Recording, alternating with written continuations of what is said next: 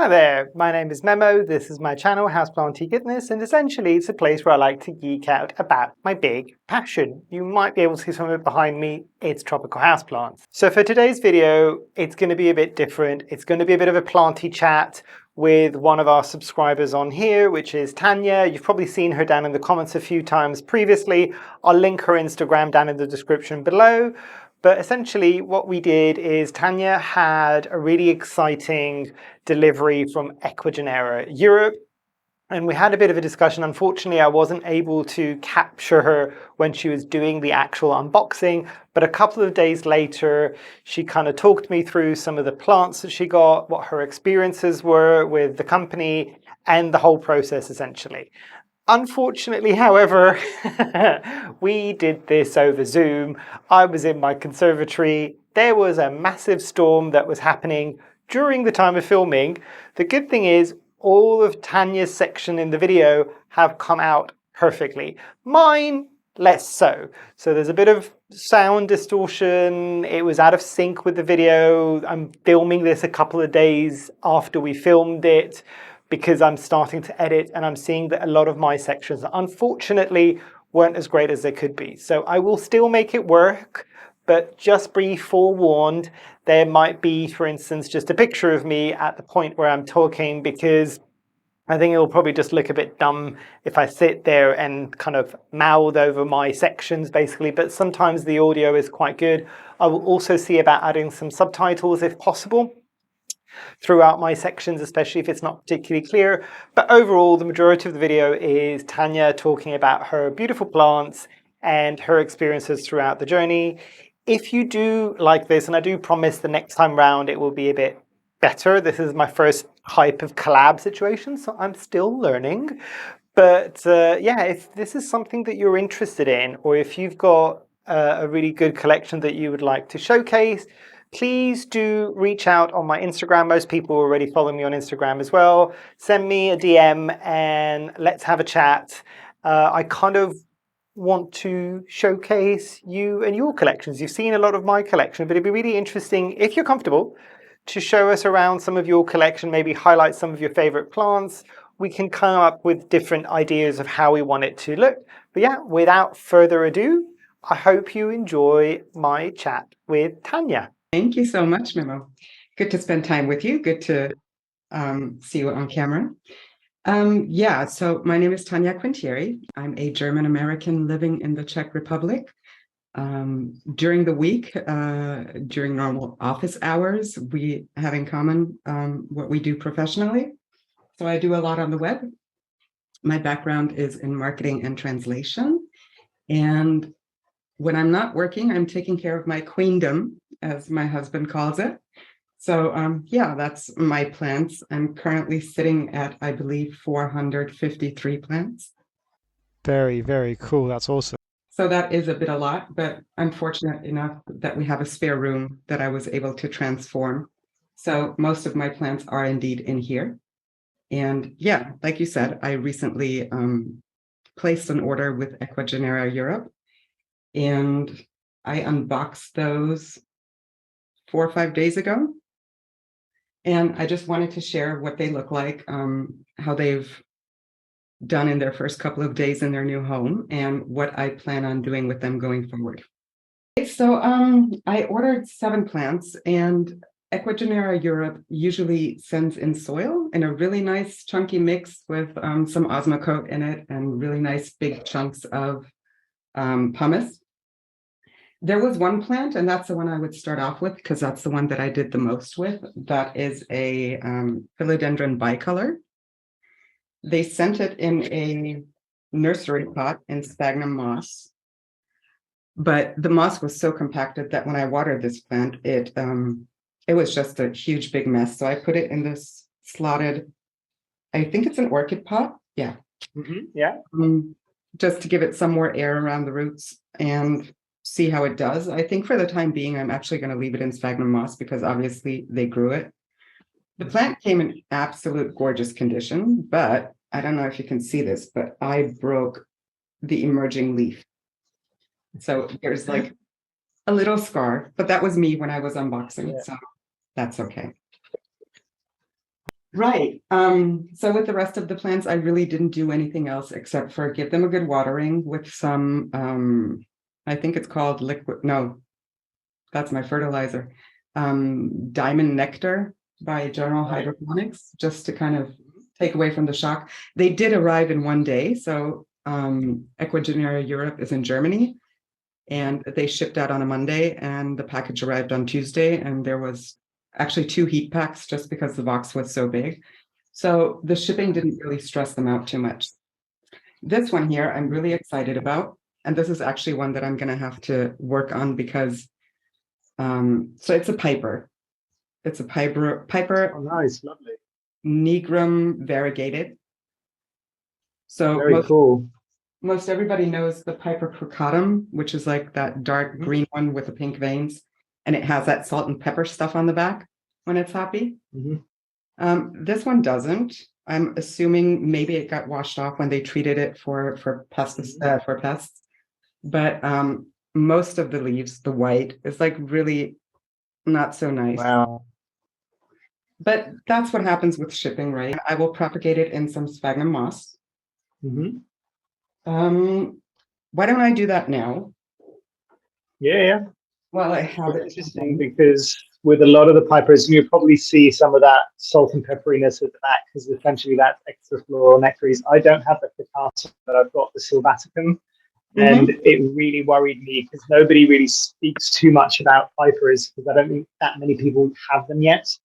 So it worried me because most extrafloral nectaries tend to be clear, but for some reason on the pipers, almost exclusively, it will go kind of like a black crystalline structure. Completely fine, but a bit worrying for some people in the beginning. I'll be honest. I washed it off when I got my first one Yeah.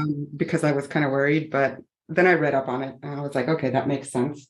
So I like using these shoe boxes, these clear shoe storage boxes, because they're not super airtight.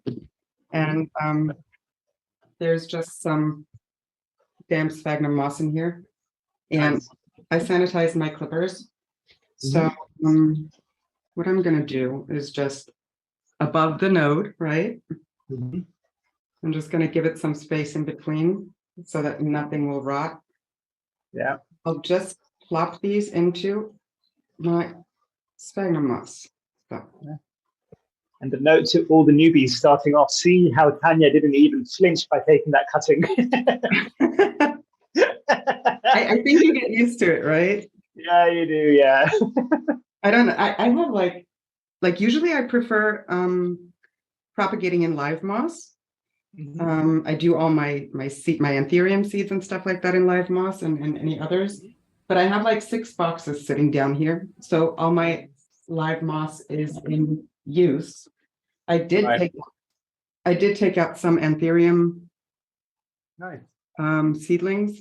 And this is actually from the UK. It's from Mella's Jungle. Nice. Yeah. The Anthuriums or the sphagnum moss? The sphagnum moss. Yeah, I was going to ask if you've got a suggestion for live sphagnum moss because it's not even that easy to find here in the UK that often. Yeah, I think Mella's Jungle is in Wales, and it's actually sphagnum moss from Wales. Oh, nice. And it just regrows. I bought like 5 liters last year, and it just keeps growing and growing and growing. Yeah. Nice. Very, very cool. So back to our piper. This is what I'm left with. It has a node, and I'm assuming it's rooted well. And I'm actually not going to repot this because it seems happy enough. The soil is chunky. So I'm just going to put that in my cabinet. That is a plant that I will grow in the cabinet because it throws a hissy fit if it doesn't get enough humidity. Humidity, yeah. Right. Let me put away this alcohol because it really stinks.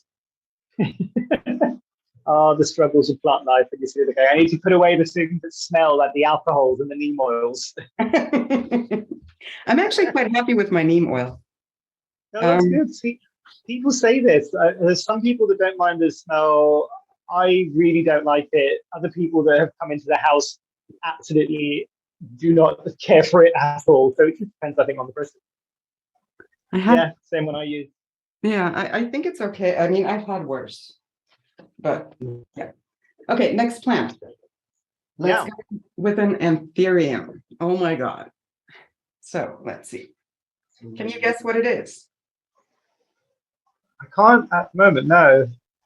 So it's an Anthurium lutheri. Is that how it's Wow. pronounced? Yeah.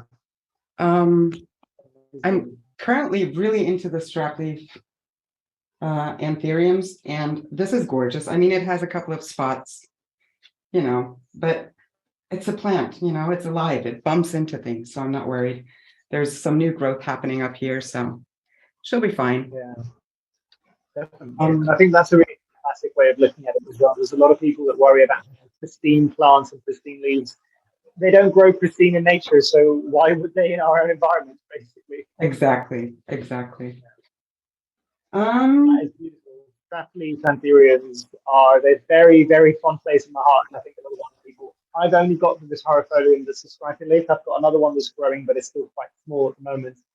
But at least in my experience, they tend to be slightly less fussy than kind of non-strappy anthuriums. That was my experience so far. Yeah, I would agree. That up here, this here is a Viterifolium.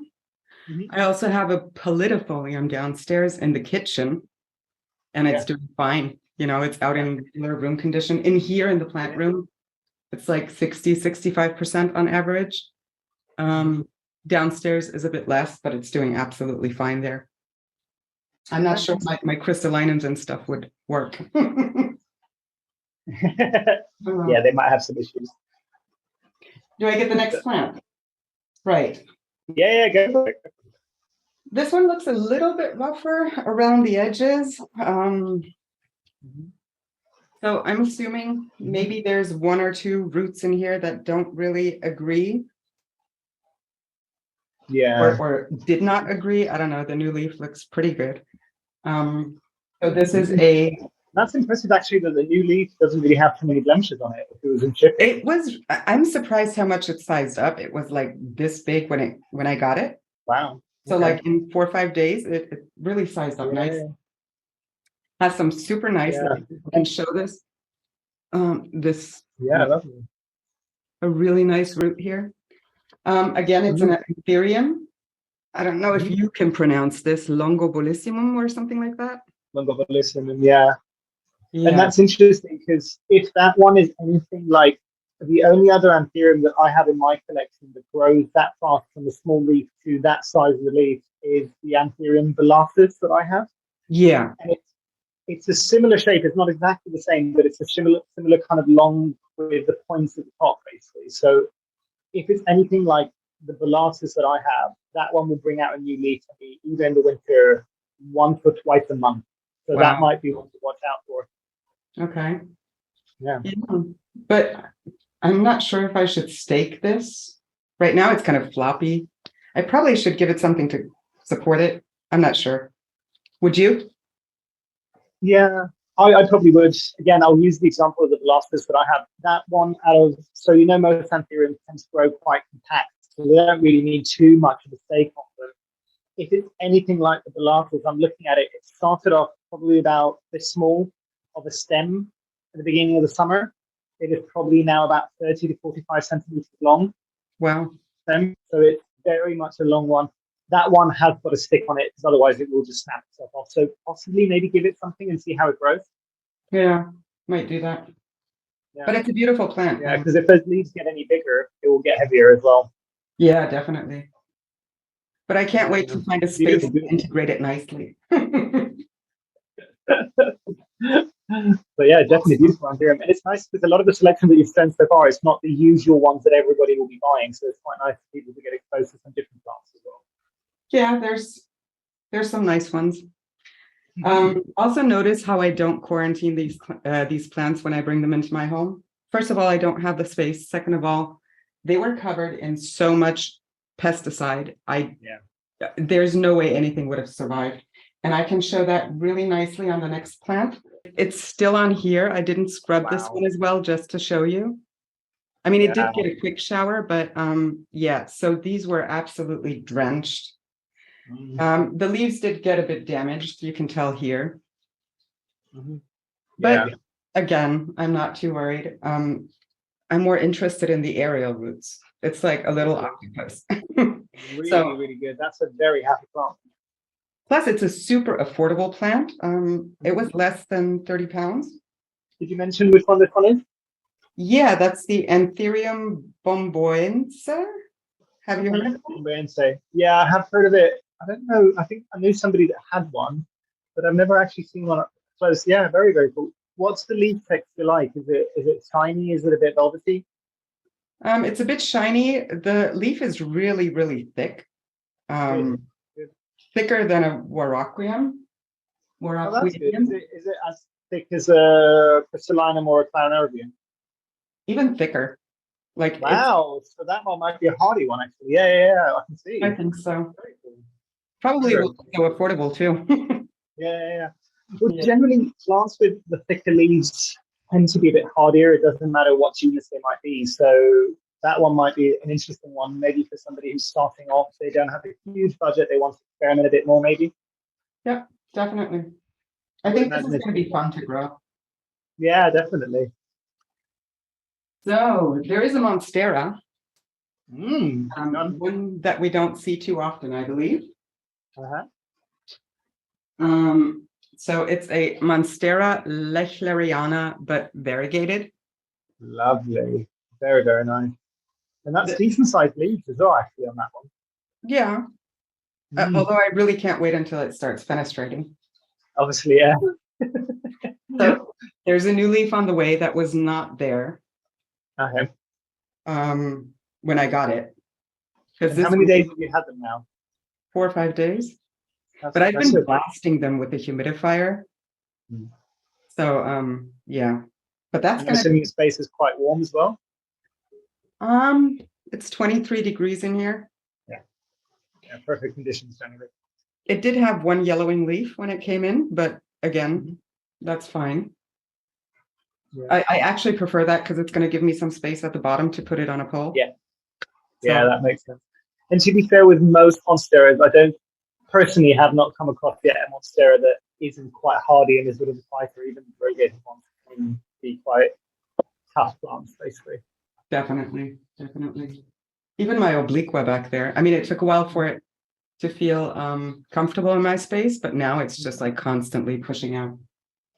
And I think that was the interesting thing when everybody was starting to get interested in obliquas, especially the Peru, because there was a lot of talk in the beginning how it didn't acclimate or it threw a bit of a hissy fit. I think the more time has passed and the more people have owned them for a bit longer, the narrative has changed there, and everybody's like, oh yeah, they might be a bit wobbly in the beginning, but most of the times they will just balance out and eventually start being happy, basically. Yeah, definitely. Okay, and the last one is going to be Operation Snip Snip again. No, no. That thing is crazy, and apparently I got the last plant of the season because right after I ordered, it went out of stock. And the way it's growing, I can totally understand why they held on to this plant for forever. Yeah, I'm a little bit. If you cannot tell where it starts and where it ends, Wow, yeah. right there with you. So this is a Philodendron sagittifolium. Oh. On their website, the leaves looked a bit more bluish, which is why I wanted to have it. But regardless, I think it's a beautiful leaf shape, especially for a philodendron. Yeah, it's almost reminiscent of a very large Syngonian leaf. Yeah. Yeah, very So cool. I'm going to put this on the floor in front of me and try to straighten her out. Yeah. So I am wondering with that plant if that at some point might have been their mother plant propagations. it is. Usually when you get gnarly big plants like that, they tend to be mother plants. Yeah, they cut it here some time ago. Yeah. But then this is all the new growth. Very cool. And I'm wondering, because it has these gorgeous, gorgeous aerial roots, again, everywhere. I'm wondering if I give it a lot of light, if I can get the internodal spacing a bit smaller, but yeah. If not, that's fine too. I just need to figure out how I'm going to grow it. I do have like 2-meter bamboo stakes in the garage, so I might just use stakes. But for now, because I'm not going to be able to straighten this out. Yeah, no. I will be cutting this and then just have a fuller pot to go with and hope that it goes crazy in spring. So I'm going to get some more of that alcohol. Yeah. And that's the important thing as well that people don't always realize when you get. I got a very large varicosum a few years back, and they were growing it trailing, and it took so much to get it onto a pole. Some of it got chopped back, and this is the thing that people don't always talk about. These much larger plants or longer plants, they've usually grown a bit more organically, so it might aesthetically not be pleasing for you. That's fine. Do what Tanya's doing and just kind of propagate some of it, and then the rest of it can start functioning in the way that you want it to function. Yeah. Now it's interesting that we're doing this today because in your last video where you were talking about the hacks, I left a comment that I never changed my propagation water. Mm-hmm. And so this is what my water props usually look. Why am I holding it into the microphone? So it's water with a couple of chunks of charcoal and my chastity pothos. Keep the hormones going, and then I just plop these in. I don't even, most plants I don't bother to callus. It depends on the plant. So yeah, let's go see where do we, we're not going to need this, right? No, right. Yeah, it's really interesting you say that as well, because I mean, again, obviously with a hack, everybody's just like, you should change, and even me, ideally, in an ideal world, you should change the water frequently, but I think pretty much all of us, without fail, have left water in there for water propagations for weeks, if not months on end.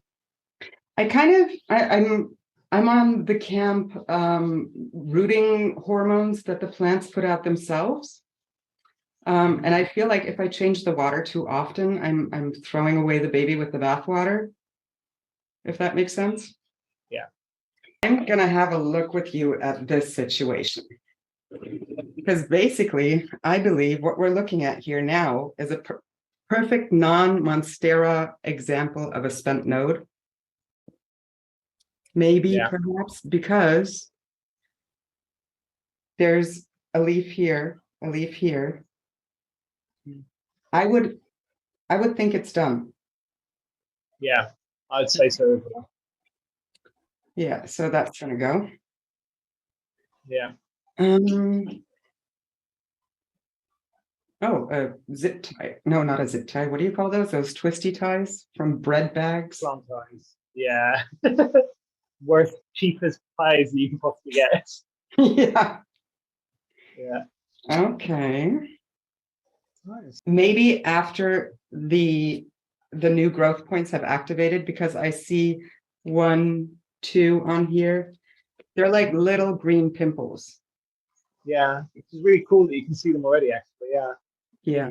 So I think I'm going to leave it for now, just so that this leaf can feed the plant itself and photosynthesize. And then when those start growing, I can always chop off the top and propagate that separately. Mm-hmm.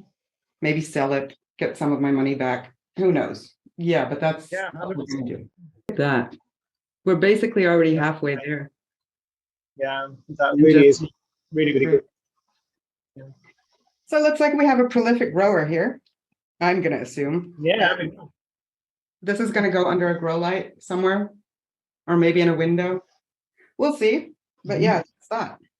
Yeah. Very, very cool. Is that the last one? Oh, no. No, it is. I'm sorry. That was 7. Yeah. Yep, that's it. That's enough. Do you want to maybe share some of your experience? How was it ordering from Ecuagenera Europe? Did you find it easy? Was there good communication? What do you think of their pricing?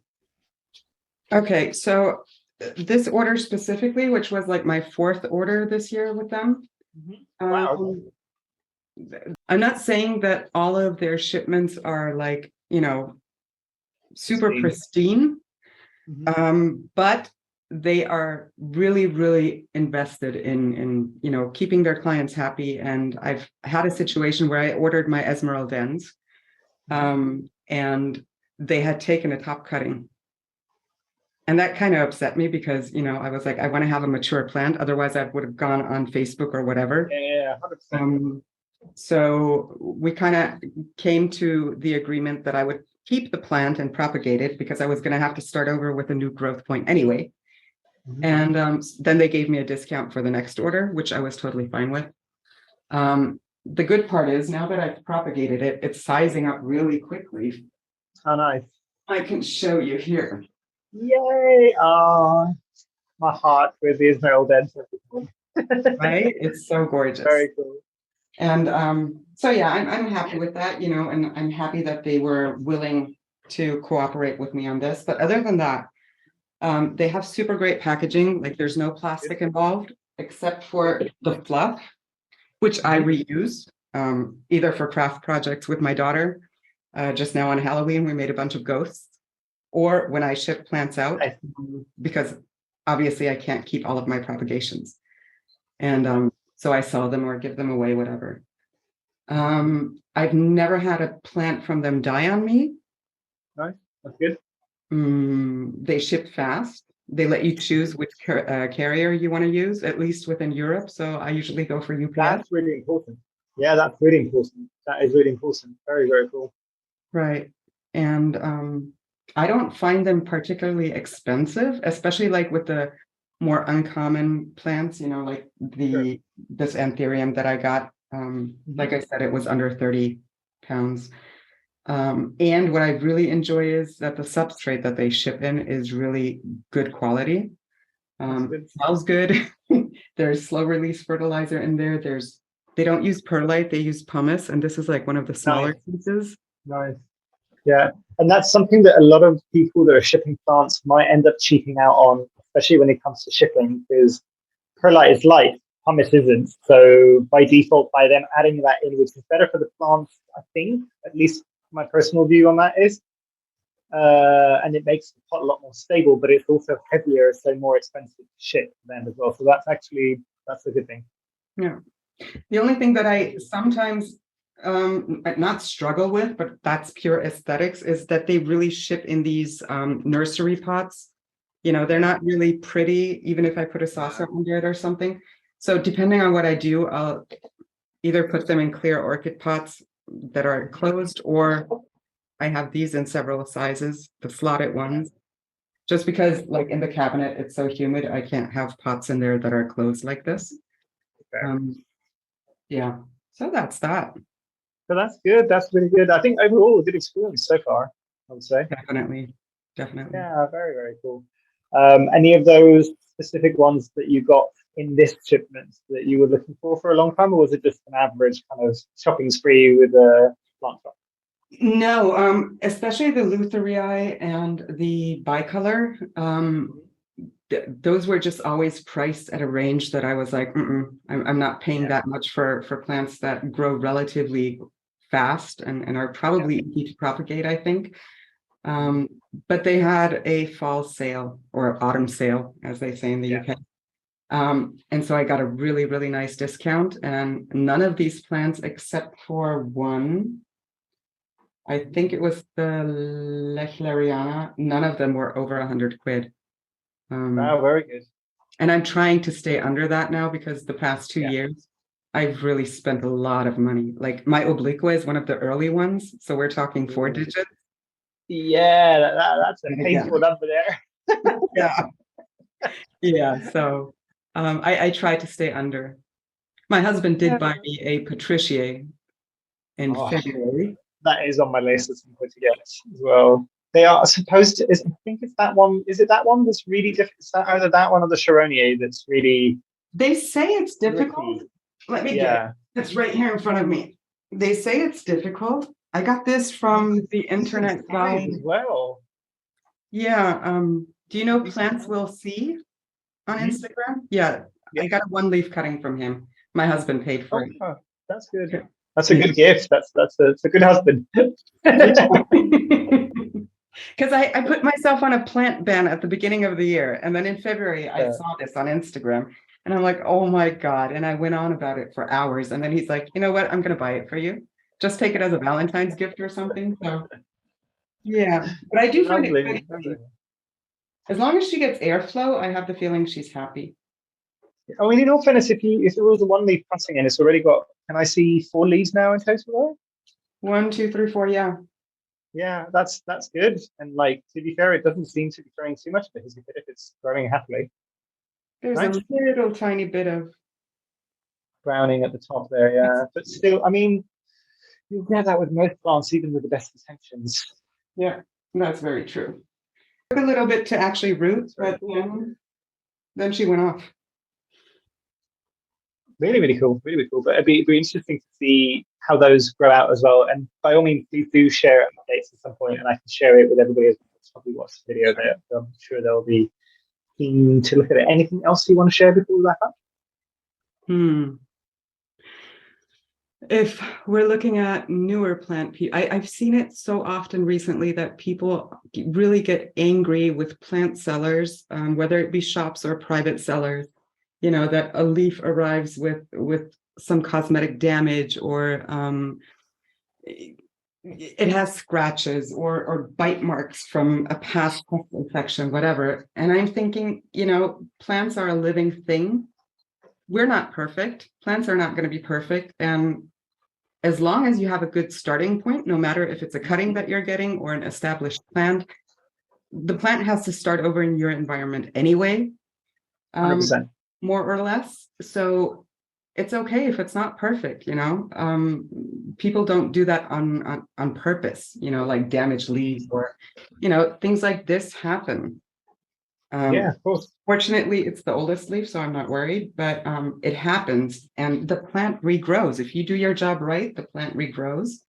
And I've had more than one plant that I've bought in where I really, you know, chopped it down to the bare nodes just because I knew it would grow so much better.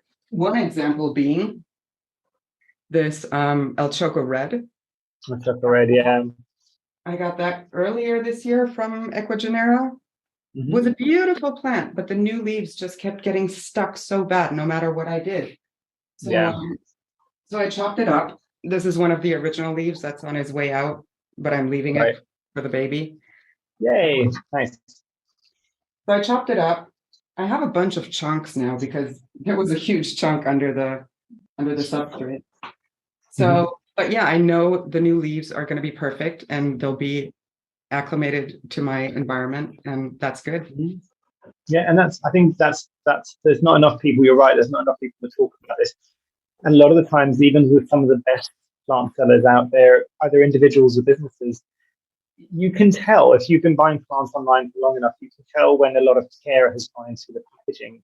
And if you're still getting leads that are damaged, you're right, it's a living thing. It's with the best intentions, even if it was perfect, leaving the kind of plant store or the person who was selling it to get to you, it generally passes by couriers or mail people and all these things. And you can put live plants all you want on there, but some of these people are kicking them around like they're footballs. So. Right. Yeah. And the thing is, people are not willing to pay for good packaging these days either, you know. I'm like, okay, if you really want to, because it takes long. I did a package on Monday with about 5 plants or so. I spent an hour packaging those plants. I'm a freelancer. An hour of my time is really expensive, right? Yeah. But you can't charge people for packaging these days. Not for material, not for the time it takes, right? So no. And that's the thing.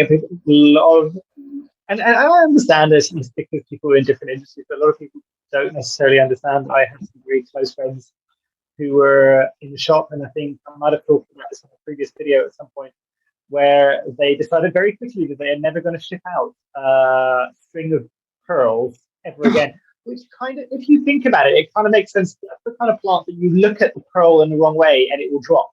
Can you imagine it could have taken hours to pack every single one of those things to arrive? Yeah. Especially they're sticky. Yeah. You need to be realistic, basically, with some of these things. Mine are covered in extra philodendrons, and there's no pests or anything, but they all stick together like glue. Exactly. So there's certain things, and I always say this as well, if you're that kind of precious about getting perfect plants, then your options are going into physical stores and finding a plant that you want. Some of the ones that we are looking for that are not in all the plant stores, you're just going to have to get on with it. They are online.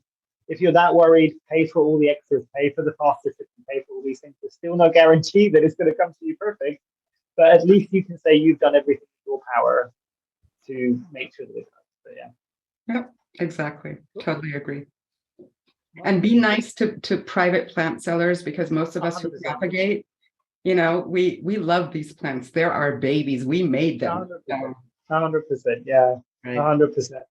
But yeah, I think that's a good topic to close on, unless there's anything else. Nope. Nothing I can think of or that we can't do in a future call. As always, I hope you've enjoyed. Hopefully I shall see you here soon. And I truly, truly hope that you have a great rest of your day. Thanks. Bye.